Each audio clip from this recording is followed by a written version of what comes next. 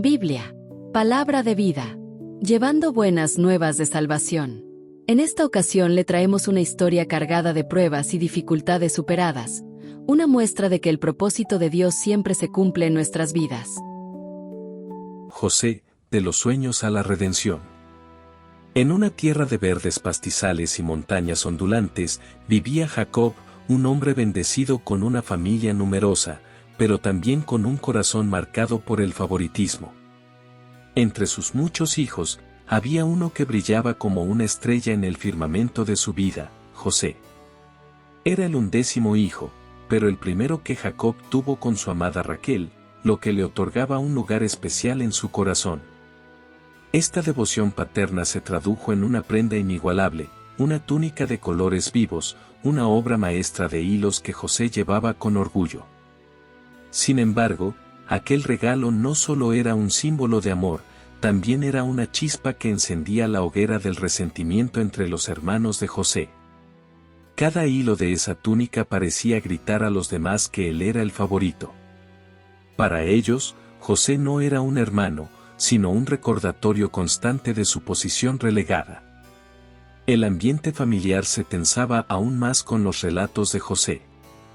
Era un joven soñador, un visionario que compartía sus sueños con entusiasmo, sin medir las consecuencias. En uno de esos sueños, vio manojos de trigo inclinándose ante el suyo. En otro, el sol, la luna y 11 estrellas lo reverenciaban. Sus hermanos solían escuchar sus sueños, con los dientes apretados, sintiendo que José solo buscaba sobresalir. Cada sueño contado por José hacía crecer los celos y la envidia de sus hermanos. Pensaban que José entendía que un día sería gobernador o rey de ellos. Pero José, inocente o quizá demasiado confiado, seguía soñando y compartiendo. Mientras la rivalidad crecía, Jacob parecía ajeno al fuego que se encendía entre sus hijos. ¿Cómo podía imaginar que aquellos celos serían el preludio de una traición que cambiaría sus vidas para siempre? En el horizonte, las nubes del destino empezaban a formarse, llevando a José por un camino que ningún sueño podría haberle anticipado. Y así, la historia se mueve hacia un día crucial, uno donde los hermanos de José tomarán una decisión que marcará el inicio de un viaje que lo llevará de los pastizales familiares a tierras desconocidas. Pero, ¿qué tan lejos llegarán los celos? Los sueños de José. Los sueños para José no eran simples imágenes pasajeras de la noche, eran visiones llenas de simbolismo que parecían venir de lo alto. En una ocasión, José reunió a sus hermanos y les dijo con emoción: «Escuchen este sueño que tuve, estábamos atando manojos de trigo en el campo, y de repente, mi manojo se levantó y permaneció erguido, mientras los suyos se inclinaban ante el mío». El silencio que siguió fue más pesado que cualquier palabra. Las miradas de sus hermanos eran una mezcla de incredulidad y furia. ¿Acaso crees que serás nuestro rey? ¿Que nos gobernarás a todos?, respondieron con sarcasmo, aunque sus palabras llevaban un eco de resentimiento que José no pareció notar. Pero los sueños no se detuvieron. Poco después, José compartió otro: «En este sueño, vi al sol, la luna y 11 estrellas inclinándose ante mí». Esta vez, incluso su padre, Jacob, se mostró desconcertado. «¿Significa esto que tu madre, tus hermanos y yo nos inclinaremos ante ti?», preguntó, aunque en su interior, Jacob se preguntaba si aquellos sueños tenían un significado divino. Para sus hermanos, sin embargo, los sueños eran el colmo de la arrogancia. Cada relato era como un cuchillo que afilaba aún más sus celos y envidia. José, en su inocencia, no comprendía el efecto que sus palabras tenían en ellos. Lo que él veía como mensajes de grandeza, ellos lo interpretaban como una amenaza a su lugar en la familia. Los días pasaron, pero los sueños seguían presentes en las mentes de los hermanos, no como una promesa, sino como un motivo para actuar. Cada mirada que cruzaban con José, cada vez que lo veían vestido con su túnica de colores, sentían que estaban siendo eclipsados, relegados, humillados. Y entonces, un día llegó la oportunidad que habían estado esperando. Una oportunidad para silenciar aquellos sueños de una vez por todas.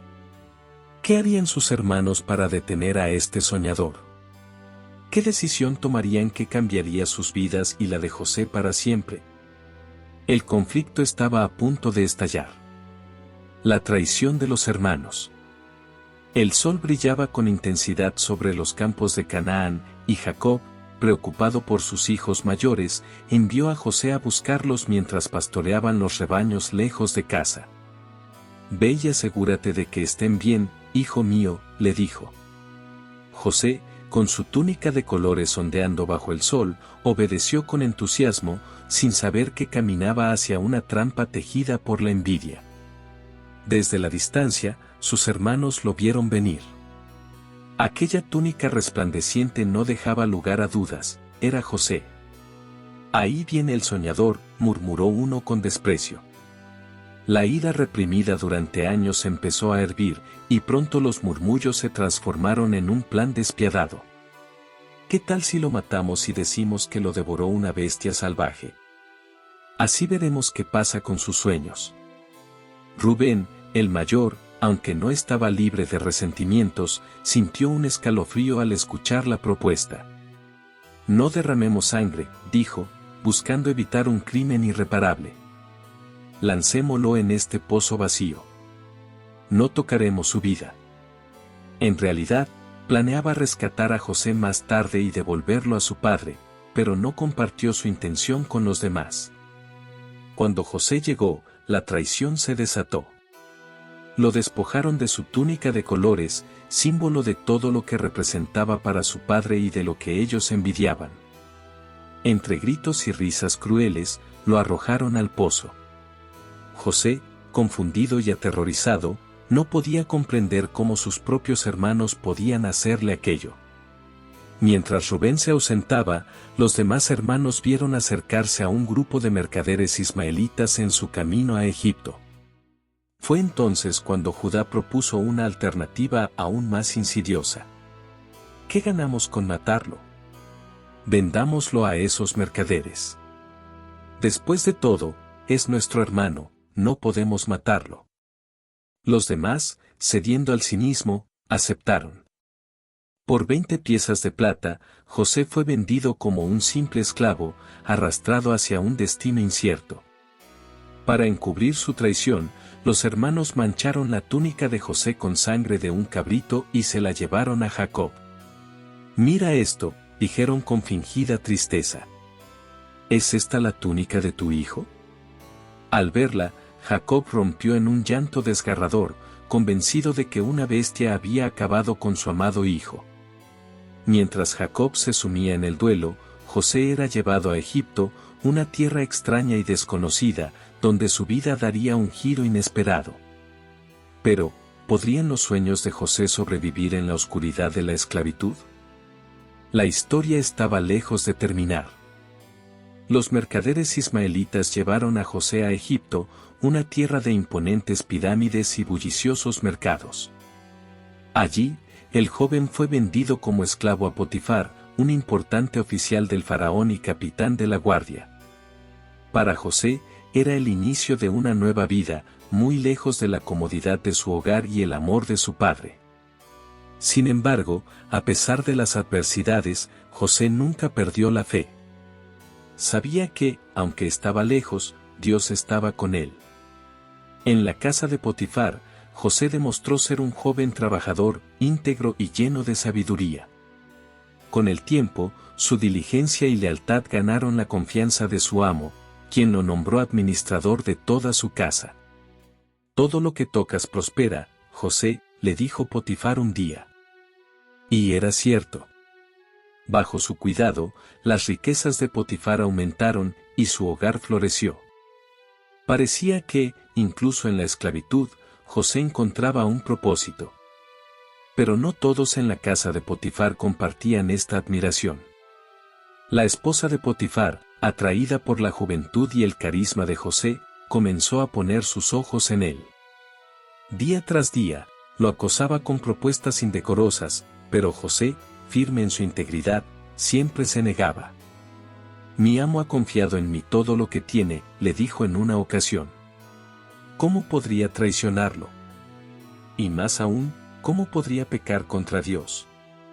Sin embargo, un día, mientras José realizaba sus labores, la esposa de Potifar, furiosa por sus rechazos, tendió una trampa.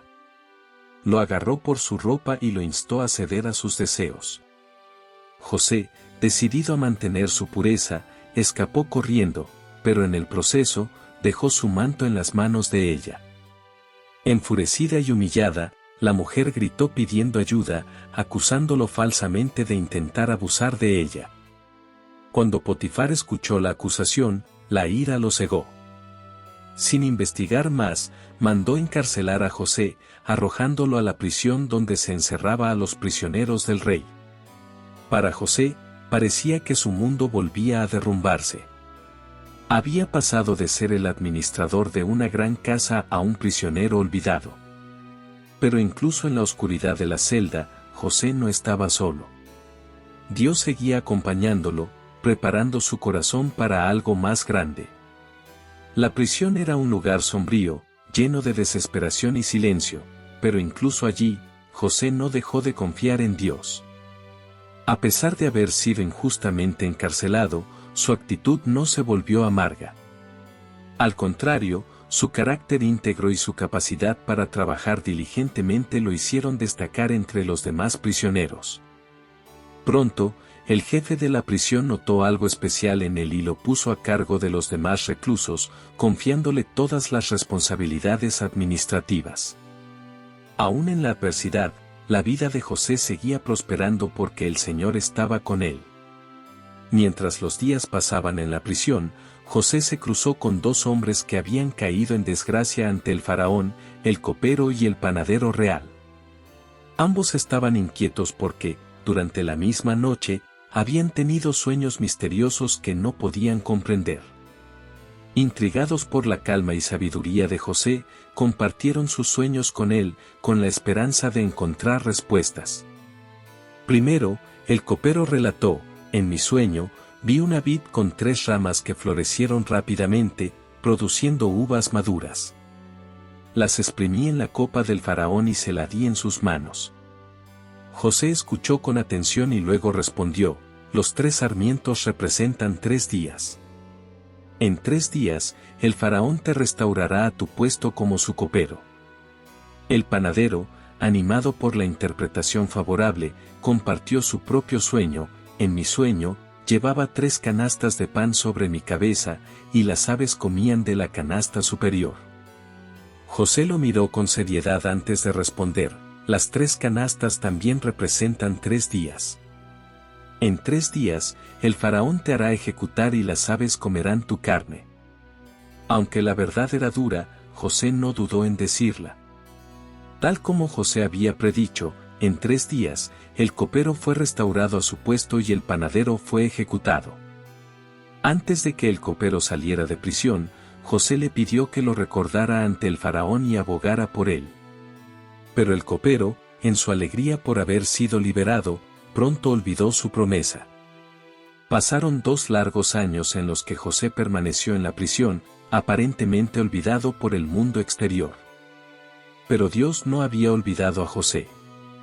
En silencio, estaba orquestando un plan mucho más grande, uno que lo llevaría de las sombras de la prisión a la luz del palacio. ¿Qué acontecimiento inesperado cambiaría el destino de José? La respuesta estaba más cerca de lo que él podía imaginar.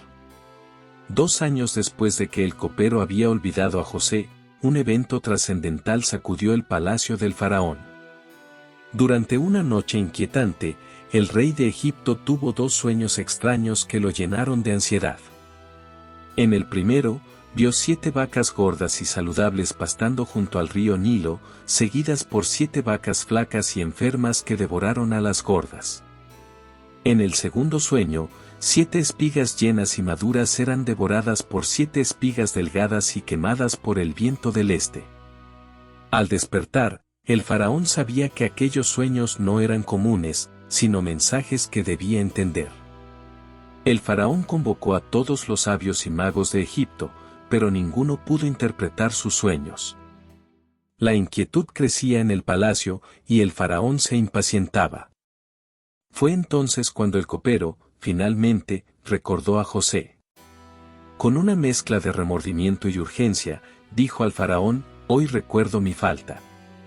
Cuando estuve en prisión, hubo un joven hebreo que interpretó mis sueños y los del panadero con precisión. Tal vez pueda ayudarte». El faraón, intrigado, ordenó que trajeran a José de inmediato. Después de años en la prisión, José fue llevado ante el rey. Lo prepararon, lo afeitaron y le dieron ropas limpias. Allí, de pie frente al hombre más poderoso de Egipto, José escuchó al faraón relatar sus sueños. Con calma y humildad, José respondió: «No está en mí la capacidad de interpretarlos, pero Dios dará una respuesta favorable». Luego, explicó, ambos sueños significan lo mismo. Las 7 vacas gordas y las 7 espigas llenas representan 7 años de abundancia. Las 7 vacas flacas y las 7 espigas secas representan 7 años de hambruna que seguirán.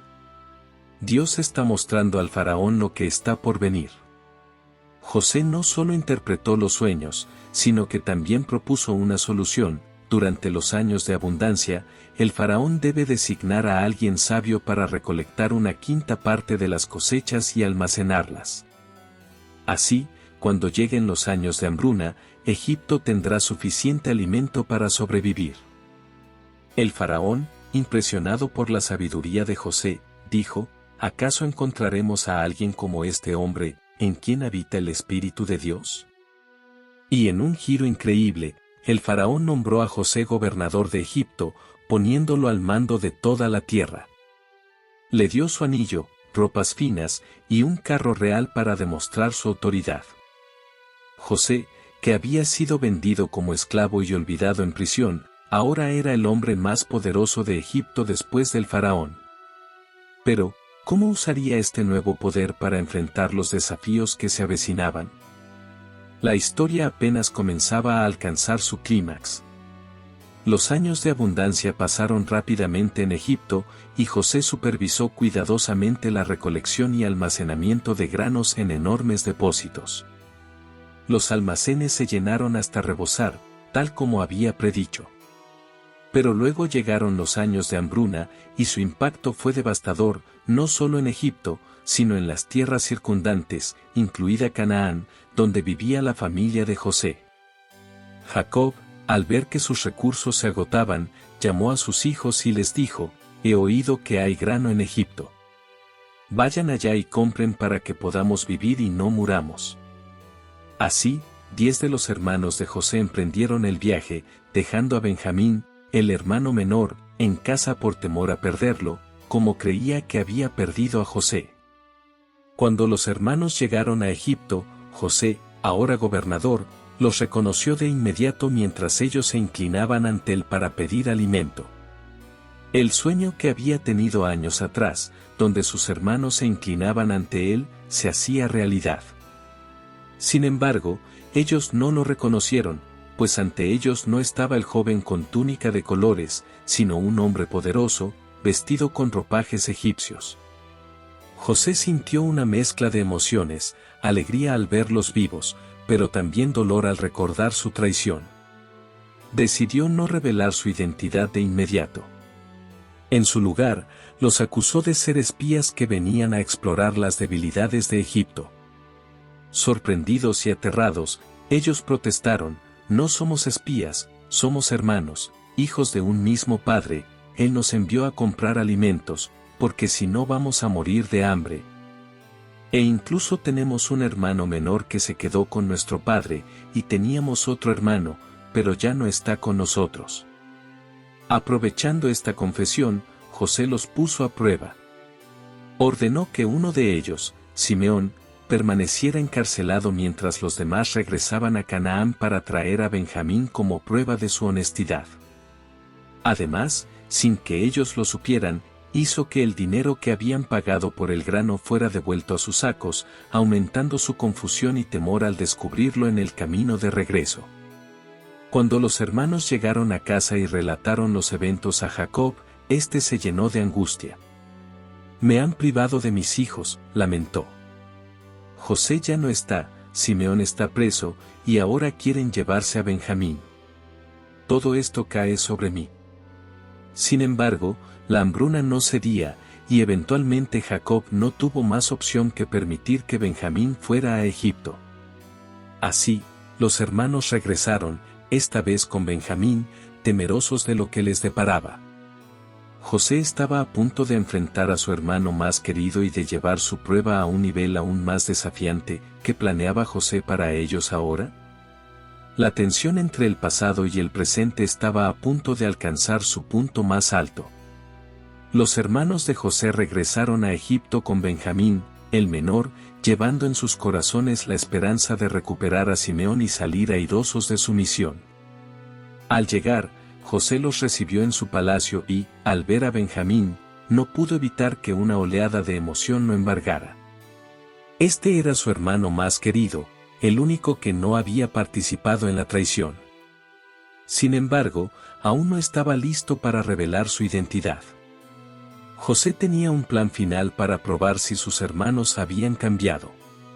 José preparó un banquete para ellos, donde mostró una aparente hospitalidad. Los sentó según el orden de sus edades, algo que los dejó desconcertados, y les sirvió generosas porciones de comida, especialmente a Benjamín, quien recibió 5 veces más que los demás.